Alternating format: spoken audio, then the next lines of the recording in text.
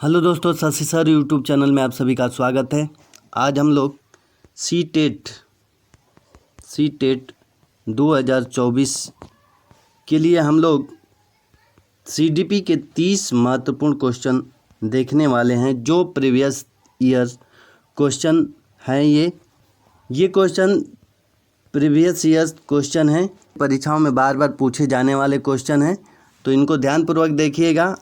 आइए देखते हैं आज का पहला क्वेश्चन। पहला क्वेश्चन है, शिक्षार्थियों में बहुत विभिन्नताएं होती हैं, इनमें से किनके लिए शिक्षक को संवेदनशील होने की आवश्यक है। पहला इसमें दिया है संज्ञानात्मक क्षमताओं और सीखने के स्तरों पर आधारित भिन्नताएं। दूसरा है भाषा, जाति, लिंग, धर्म, समुदाय की विविधता पर आधारित भिन्नताएं। नीचे दिए गए कूट के आधार पर सही उत्तर चुनिए। कूट है केवल सेकेंड वाला, दूसरा है सेकेंड और फर्स्ट और सेकेंड दोनों, तीसरा है ना तो फर्स्ट है और ना ही सेकेंड है, चौथा केवल फर्स्ट है। तो इसमें कौन सा ऑप्शन सही हो जाएगा? तो इसमें आपका दूसरा ऑप्शन बिल्कुल सही हो जाएगा, फर्स्ट और सेकंड दोनों। इसमें बात कर लें तो कक्षा में शिक्षार्थियों के बीच अनेक विभिन्नताएं पाई जाती हैं। ये विभिन्नताएं शारीरिक भी हो सकता है, मानसिक भी हो सकता है, संज्ञानात्मक, भाषा, लिंग, धर्म, समुदाय, जाति, प्रतिभाशाली, सृजनात्मक होती हैं। एक शिक्षक के लिए इन सभी विभिन्नताओं पर संवेदनशील होने की आवश्यकता है। तो ये इनमें दोनों, ये जो फर्स्ट और सेकंड है, ये दोनों सही हैं। शिक्षक को संवेदन होने की आवश्यकता कब है? तो इन दोनों पर है, संज्ञानात्मक क्षमताओं और सीखने के स्तर पर आधारित विभिन्नता पर, और भाषा, जाति, लिंग, धर्म, समुदाय की विभिन्नता पर आधारित भिन्नताएं पर। तो इन सभी पर हैं। तो इसमें आपका ऑप्शन नंबर सेकेंड वाला सही हो जाएगा। आइए अगला क्वेश्चन देखते हैं। अगला क्वेश्चन है, केवल कागज पेंसिल जांचों द्वारा आकलन। केवल कागज पेंसिल जांचों द्वारा आकलन। इसमें पहला ऑप्शन दिया है समग्र मूल्यांकन को सुविधा प्रदान करता है। दूसरा है निरंतर मूल्यांकन को सुविधा प्रदान करता है। तीसरा है सकल आकलन को बढ़ावा देता है। और चौथा है आकलन को सीमित कर देता है। तो इसमें बात करें तो मूल्यांकन एक बृहद संकल्पना होता है, जिसमें विभिन्न आयाम सम्मिलित होते हैं। ऐसे में केवल कागज पेंसिल द्वारा किया गया आकलन, केवल कागज पेंसिल द्वारा किया गया आकलन को सीमित कर देता है, जो आकलन के एक पक्ष को बताता है। तो इसमें आपका ऑप्शन नंबर चौथा बिल्कुल सही हो जाएगा, आकलन को सीमित कर देता है। ऑप्शन नंबर चौथा बिल्कुल सही हो जाएगा। आइए अगला क्वेश्चन। अगला क्वेश्चन है, माध्यमिक विद्यालय की कक्षा में शिक्षिका के पास एक बधिर बच्चा है। उसके लिए यह महत्वपूर्ण है कि पहला ऑप्शन है, पहला है उसके प्रति संकेत करे जिससे वह बच्चा बार बार भी नहीं कर पा रहा। ये बिल्कुल गलत है। बच्चे को डांट कर फटकार कर उसे अलग बैठाए ताकि वह बधिर केंद्र में प्रवेश ले। ये भी गलती है, बच्चे को डांट फटकार नहीं सकते। विद्यालय सलाहकार से आग्रह करे कि वह बच्चे के अभिभावक से बात करे तथा बच्चे को विद्यालय से हटाने के लिए कहे। ये भी गलत है, अब बच्चे को विद्यालय से हटा नहीं सकते। चौथा, वह बच्चे को उस स्थान पर बैठाए जहां से वह शिक्षिका के ओठ तथा चेहरे के भाव स्पष्ट रूप से देख सके। तो ये बिल्कुल सही है, बच्चे को उस स्थान पर बैठाना चाहिए जहाँ से बच्चा एक टीचर के, एक शिक्षिका, जो शिक्षिका है वह उसके ओठ और चेहरे के भाव को स्पष्ट रूप से देख सके। तो ये बिल्कुल सही है, चौथा बिल्कुल सही है। आइए अगला क्वेश्चन।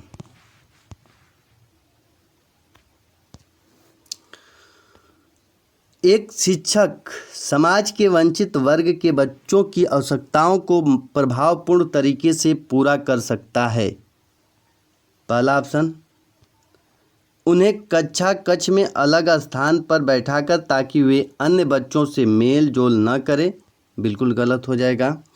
अन्य बच्चों को वंचित पृष्ठभूमि वाले बच्चों के प्रति सहानुभूतिपूर्ण व्यवहार करने के लिए कहकर, ये भी गलत हो जाएगा। कक्षा कक्ष के प्रत्येक बच्चे की आवश्यकता अनुसार अपना शिक्षण कौशल अपनाकर। चौथा है, उनकी पृष्ठभूमि की उपेक्षा करके तथा उन्हें विद्यालय में कार्य करने के लिए कहकर, ये भी गलत हो जाएगा। आपका ऑप्शन नंबर तीसरा बिल्कुल सही हो जाएगा। तीसरा ऑप्शन बिल्कुल सही हो जाएगा। आइए अगला क्वेश्चन। अगला क्वेश्चन है, अधिगम निर्योग्यता वाले बच्चे कुछ भी नहीं सीख सकते। क्यों नहीं सीख सकते? अधिगम के कुछ पक्षों से संघर्ष करते हैं, ये सही है। बहुत सक्रिय होते हैं लेकिन उनकी बुद्धि लब्धि कम होती है, नहीं, गलत है। बहुत बुद्धिमान तथा परिपक्व होते हैं। बहुत जब बुद्धिमान हो जाए, परिपक्व हो जाए तो अधिगम निर्योग्य में नहीं आएंगे, तो ये ऑप्शन गलत हो जाएगा। क्या है? अधिगम के कुछ पक्षों से संघर्ष करते हैं, ये ऑप्शन बिल्कुल सही है। अधिगम निर्योग्य बच्चे क्या हैं कि अधिगम के कुछ पक्षों से संघर्ष करते हैं, न कि कुछ भी नहीं सीख सकते, ये नहीं हो सकता। बहुत सक्रिय होते हैं लेकिन उनकी बुद्धि लब्धि कम होती है, नहीं। बहुत बुद्धिमान तथा परिपक्व होते हैं, नहीं। तो ये आपका ऑप्शन नंबर दूसरा बिल्कुल सही हो जाएगा। आइए अगला क्वेश्चन। शिक्षक बच्चे को सृजनात्मक विचारों के लिए प्रोत्साहित कर सकता है। कैसे कर सकता है? तो पहला ऑप्शन है, उन्हें उत्तर कंठस्थ करने के लिए कहकर। दूसरा है, उनसे प्रत्यास्मरण आधारित प्रश्न पूछकर, उन्हें बहुविकल्पीय प्रश्न देकर, उन्हें समस्या समाधान के लिए विभिन्न तरीकों से सोचने के लिए कहकर। तो ये आपका ऑप्शन नंबर चौथा बिल्कुल सटीक सही होगा। ऑप्शन नंबर चौथा बिल्कुल सही होगा। आइए अगला क्वेश्चन। विशेष आवश्यकताओं वाले बच्चों से व्यवहार करने के लिए निम्नलिखित दार्शनिक दृष्टिकोण में से किसका अनुसरण किया जाना चाहिए? उन्हें पृथक करके उनकी शिक्षा किसी भिन्न संस्थाओं में होनी चाहिए। उन्हें केवल व्यावसायिक प्रशिक्षण दिया जाना चाहिए। उन्हें समावेशी शिक्षा का और नियमित विद्यालय में अध्ययन करने का अधिकार प्राप्त हो। उन्हें किसी प्रकार की शिक्षा की आवश्यकता ही नहीं होती। तो कौन सा ऑप्शन सही हो जाएगा? तो इसमें आपका ऑप्शन नंबर तीसरा बिल्कुल सही हो जाएगा। विशेष आवश्यकता वाले बच्चों से उचित व्यवहार करने के लिए उन्हें समावेशी शिक्षा का और नियमित विद्यालय में अध्ययन करने का अधिकार प्राप्त होना चाहिए। समावेशी शिक्षा से तात्पर्य है कि बिना किसी भेदभाव के समाज के सभी वर्गों को नियमित विद्यालय में अध्ययन की सुविधा प्रदान की जाए, जिससे जो वंचित वर्गों का भी विकास हो जाए। समावेशी शिक्षा में वे सभी बच्चे आ जाते हैं जो देखने सुनने में अक्षम हैं, जो स्कूल छोड़ चुके हैं या उन्हें निकाल दिया गया है। तो इस तरह से ऑप्शन नंबर आपका तीसरा बिल्कुल सही हो जाएगा। उन्हें समावेशी शिक्षा का और नियमित विद्यालय में अध्ययन का अधिकार प्राप्त हो। ऑप्शन नंबर तीसरा बिल्कुल सही हो जाएगा। अगला क्वेश्चन, अधिगमकर्ता केंद्रित विधि का आशय है। पहला ऑप्शन है शिक्षक अधिगमकर्ताओं के लिए स्वयं निष्कर्ष निकाल देते हैं। दूसरा है परंपरागत व्याख्यात्मक विधियां। तीसरा है उन विधियों को अपनाना जिनमें शिक्षा मुख्यकर्ता पात्र होता है। चौथा है वे विधियां जहां अधिगम में अधिगमकर्ताओं की अपनी पहल तथा प्रयास सम्मिलित हो। तो ये ऑप्शन नंबर आपका चौथा बिल्कुल सही हो जाएगा। वे विधियां जहां अधिगम में अधिगमकर्ताओं की अपनी पहल और तथा प्रयास सम्मिलित हो। आइए अगला क्वेश्चन देखते हैं।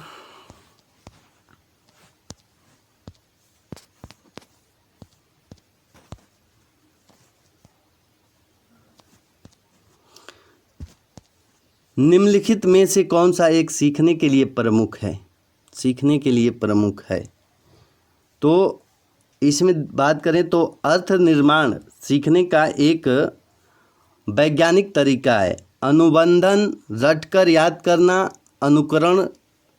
अनुकरण सीखने के लिए अवैज्ञानिक तरीके हैं और अर्थ निर्माण सीखने का एक वैज्ञानिक तरीका है। तो इसमें आपका ऑप्शन नंबर चौथा बिल्कुल सही हो जाएगा। अनुबंधन, रटकर याद करना, अनुकरण, ये क्या है? सीखने के अवैज्ञानिक तरीके हैं। लेकिन अर्थ निर्माण क्या है? एक सीखने का वैज्ञानिक तरीका है। सीखने के लिए प्रमुख होता है तो अर्थ निर्माण आपका ऑप्शन नंबर चौथा बिल्कुल सही हो जाएगा। सीखने के लिए एक प्रमुख है तो अर्थ निर्माण। आइए अगला क्वेश्चन। पियाजे तथा वाइगोस्की के अनुसार एक रचनात्मक कक्षा कक्ष में अधिगम, पहला इसमें शिक्षक द्वारा लिखवाया जाता है तथा विद्यार्थी निष्क्रिय प्राप्तकर्ता होते हैं। दूसरा उद्दीपक तथा अनुक्रिया के जोड़ से होता है। तीसरा शिक्षक द्वारा पुनर्बलन किया जाता है। चौथा शिक्षार्थियों द्वारा स्वयं सृजित किया जाता है जो एक सक्रिय भूमिका निभाते हैं। तो इसमें आपका ऑप्शन नंबर चौथा बिल्कुल सही हो जाएगा। पियाजे तथा वाइगोस्की के अनुसार एक रचनात्मक कक्षा कक्ष में अधिगम किस प्रकार होना चाहिए? तो शिक्षार्थी द्वारा स्वयं सृजित किया जाता है जो एक सक्रिय भूमिका निभाते हैं। आपका ऑप्शन नंबर चौथा बिल्कुल सही हो जाएगा।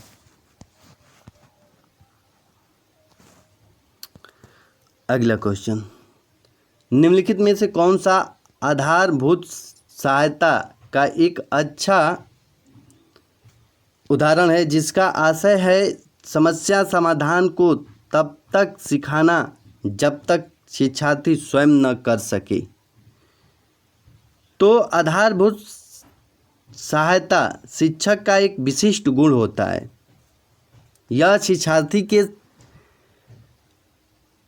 मानसिक विकास में महत्वपूर्ण योगदान देता है। इस गुण के माध्यम से शिक्षक विद्यार्थी को शिक्षा प्रदान करने के अलावा व्यक्तिगत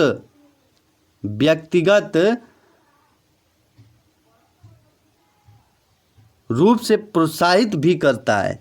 यह समस्या समाधान के लिए विद्यार्थी को बताता है समस्या समाधान के लिए विद्यार्थी को बताता है कि बार बार प्रयास करने से सहज ही समस्या का समाधान हो जाता है। तो इसमें आपका ऑप्शन नंबर चौथा बिल्कुल सही हो जाएगा। आधारभूत सहायता का एक अच्छा उदाहरण क्या है? तो यह बताता है कि वह बार बार प्रयास द्वारा कर सकती है। बार बार प्रयास करने से सहज ही समस्या का समाधान हो जाता है। तो ऑप्शन नंबर चौथा आपका बिल्कुल सही हो जाएगा। आइए अगला क्वेश्चन। आपकी कक्षा में सीखने की विविध शैलियों वाले बच्चे हैं। उनका आकलन करने के लिए आप उन्हें विविध प्रकार के कार्य और परीक्षण देंगे। परीक्षण पूरे करने के लिए एक समान समय देंगे, समान अनुदेशन देंगे और उसके बाद बच्चों द्वारा परीक्षण में प्राप्त अंकों के अनुसार उनको नामित करेंगे। चौथा, कार्यों और परीक्षणों के एक समान सेट देंगे। तो इसमें आपका ऑप्शन नंबर पहला बिल्कुल सही हो जाएगा। पहला ऑप्शन बिल्कुल सही हो जाएगा। कक्षा में अनेक विविधताओं वाले बच्चे होते हैं और उनके सीखने की विविध शैलियाँ होती हैं। कुछ प्रतिभाशाली बच्चे होते हैं तो कुछ मंद बुद्धि के भी होते हैं। उनके आकलन के लिए आवश्यक है कि उन्हें विविध प्रकार के कार्य और परीक्षण दिए जाएं। इससे आसानी से विविधतापूर्ण शैलियों वाले बच्चों का आकलन हो जाता है। तो इसमें आपका ऑप्शन नंबर पहला बिल्कुल सही हो जाएगा।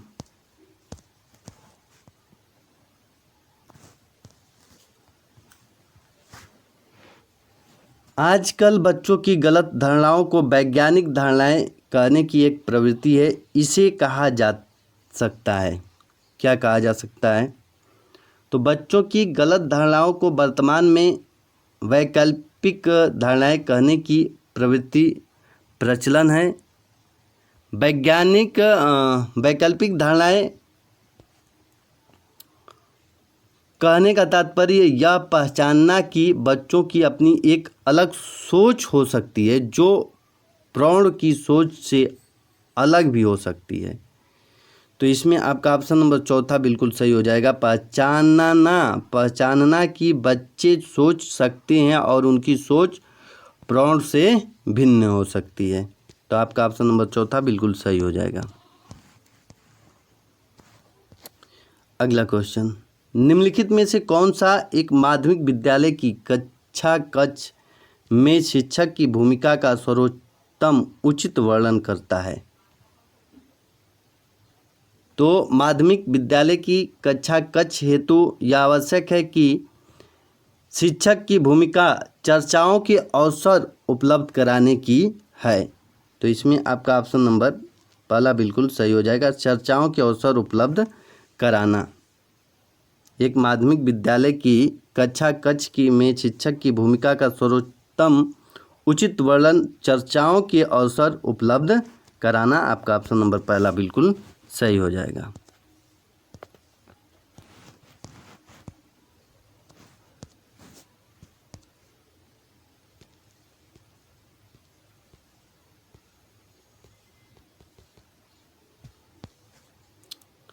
अभिप्रेरणा और अधिगम के बारे में निम्नलिखित में से कौन सा एक कथन सही है? कौन सा कथन सही है ये बताना है।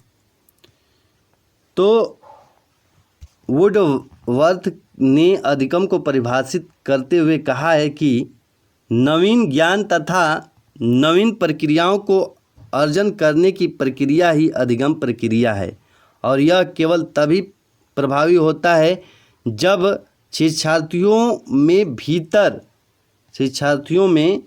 भीतर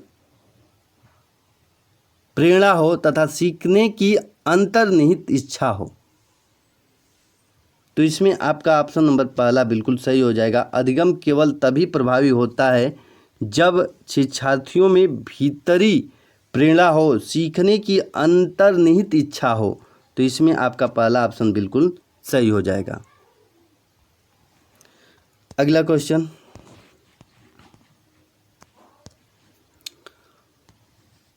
सीखने के बारे में निम्नलिखित कथनों में से कौन सा एक सत्य है? तो इसमें आपका ऑप्शन नंबर, सीखने के बारे में बात करें तो सीखना एक सतत प्रक्रिया है। सीखने में अनेक तत्व सहायक होते हैं। शिक्षण संस्थान, सोशल मीडिया, समाचार पत्र, तमाम तरह के इसमें सीखने में समाहित हो सकते हैं। समाचार पत्र आदि का नाम इनमें प्रमुखता से लिया जा सकता है। समाज में घटित होने वाली घटनाएं एवं क्रियाएं भी सीखने की सुविधा प्रदान करती हैं। तो इसमें सीखने की सामाजिक क्रियाएं सुविधा देती हैं। तो इसमें आपका ऑप्शन नंबर दूसरा बिल्कुल सही हो जाएगा।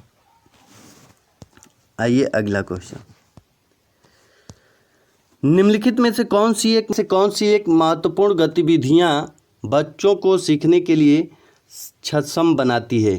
तो इसमें ऑप्शन पहला है व्याख्यान, दूसरा है निर्देश, तीसरा है पुरस्कार और चौथा है संवाद। तो इसमें आपका ऑप्शन नंबर चौथा बिल्कुल सही हो जाएगा, संवाद। संवाद प्रक्रिया बच्चों को सीखने के लिए सक्षम बनाती है। इसका कारण यह है कि संवाद एक सामूहिक प्रक्रिया है। इसमें दोनों पक्ष शामिल होते हैं तथा विचारों का आदान प्रदान करते हैं। जबकि इसमें बात कर ले व्याख्यान, निर्देश, पुरस्कार, तो ये एक तरफा प्रक्रिया है। ये बच्चों को सीखने में संवाद प्रक्रिया जितनी कारगर नहीं होती है। सीखने में संवाद प्रक्रिया द्वारा ये उतना कारगर नहीं होता है।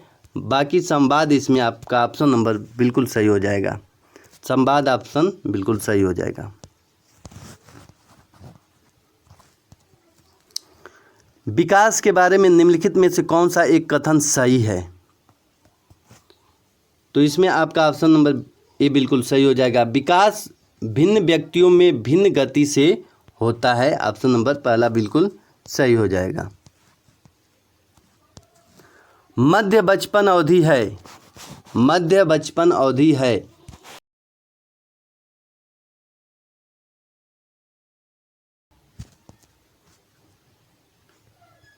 गर्भावस्था,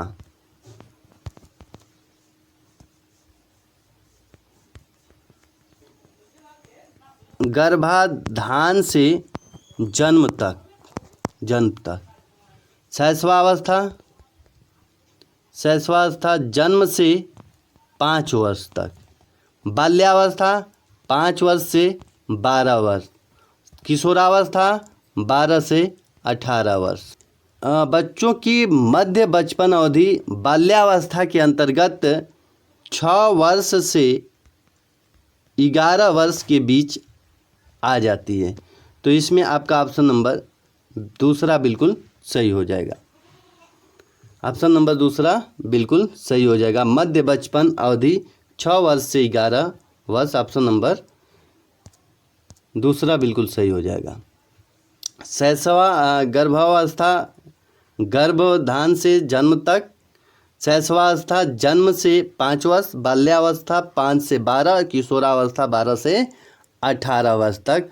और बाल्यावस्था के अंतर्गत 6 से 11 वर्ष की अवस्था बाल्यावस्था यानी मध्य बचपन अवधि मानी जाती है, 6 से 11 वर्ष। तो ऑप्शन नंबर दूसरा बिल्कुल सही हो जाएगा।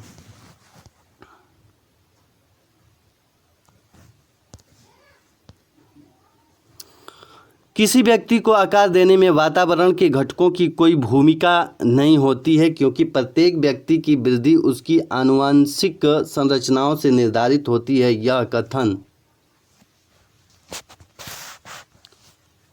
प्रश्न में दिया गया कथन ठीक नहीं है, क्योंकि बहुत से शोध यह सिद्ध करते हैं कि व्यक्ति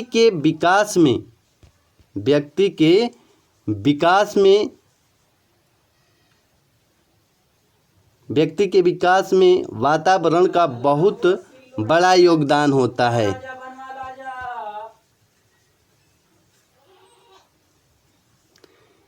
व्यक्ति अपने आसपास के वातावरण में होने वाली घटनाओं से ज्ञान अर्जित करता है, जो उनके सर्वांगीण विकास में महत्वपूर्ण भूमिका निभाती है। तो इसमें आपका ऑप्शन नंबर तीसरा बिल्कुल सही हो जाएगा। आइए अगला क्वेश्चन। एक प्रक्रिया है जिसके माध्यम से मानव शिशु समाज के सक्रिय सदस्य के रूप में निष्पादन करने के लिए आवश्यक कौशलों का अर्जन करना प्रारंभ करता है। तो इसमें आपका ऑप्शन नंबर चौथा बिल्कुल सही हो जाएगा। समाजीकरण। ऑप्शन नंबर चौथा बिल्कुल सही हो जाएगा। आइए अगला क्वेश्चन। पियाजे के अनुसार विकास को प्रभावित करने में निम्नलिखित कारकों में से किसकी भूमिका महत्वपूर्ण होती है? तो पियाजे के अनुसार बात करें तो पियाजे द्वारा प्रतिपादित संज्ञानात्मक विकास की संवेदी प्रेरक अवस्था जो 0 से 2 वर्ष की अवस्था है, 0 से 2 वर्ष की अवस्था है, ये शिशु संवेदी अनुभवों का शारीरिक क्रियाओं के साथ समन्वय करते हुए संसार का खोजबीन करता है, अर्थात भौतिक विश्व के साथ अनुभव विकास को सबसे अधिक प्रभावी करता है। तो इसमें आपका ऑप्शन नंबर भौतिक विश्व के साथ अनुभव विकास को सबसे अधिक प्रभावित करता है, तो इसमें आपका ऑप्शन नंबर पहला बिल्कुल सही हो जाएगा। पूर्व संक्रियात्मक काल में आने वाली संज्ञानात्मक योग्यता है।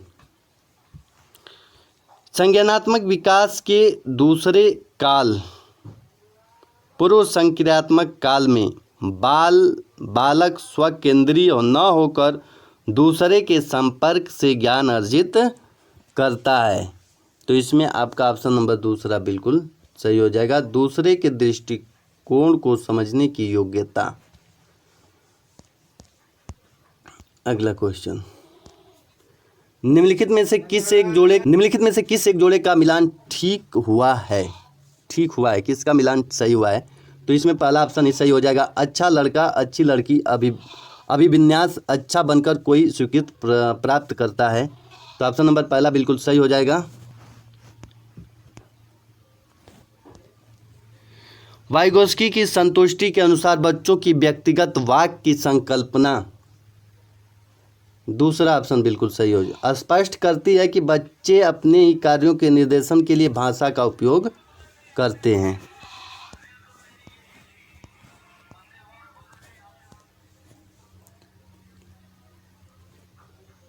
वाइगोस्की के अनुसार सीखने को पृथक नहीं किया जा सकता, तो ऑप्शन नंबर चौथा बिल्कुल सही हो जाएगा, उसके सामाजिक संदर्भ से। प्रगतिशील शिक्षा में अपरिहार्य है कि कक्षा कक्ष, चौथा ऑप्शन लोकतांत्रिक होता है और समझने के लिए बच्चों को पर्याप्त स्थान दिया गया होता है। निम्नलिखित में से कौन सा एक उदाहरण भाषिक बुद्धि वाले व्यक्ति को दर्शाता है, तो इसमें आपका ऑप्शन नंबर चौथा बिल्कुल सही हो जाएगा।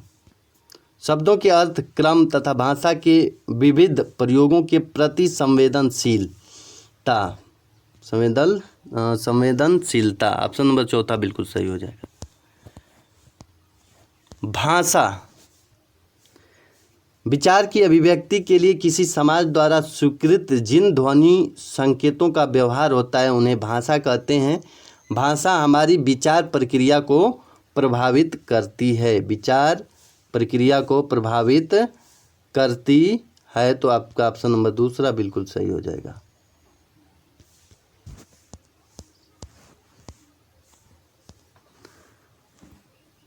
कक्षा 8 की एक पाठ्य पुस्तक में इस प्रकार के चित्र हैं कि शिक्षिका एवं घरेलू काम करने वाली के रूप में महिला, जबकि डॉक्टर पायलट के रूप में पुरुष इस प्रकार के चित्रण से बढ़ सकती है, तो इसमें आपका ऑप्शन नंबर चौथा बिल्कुल सही हो जाएगा। लिंग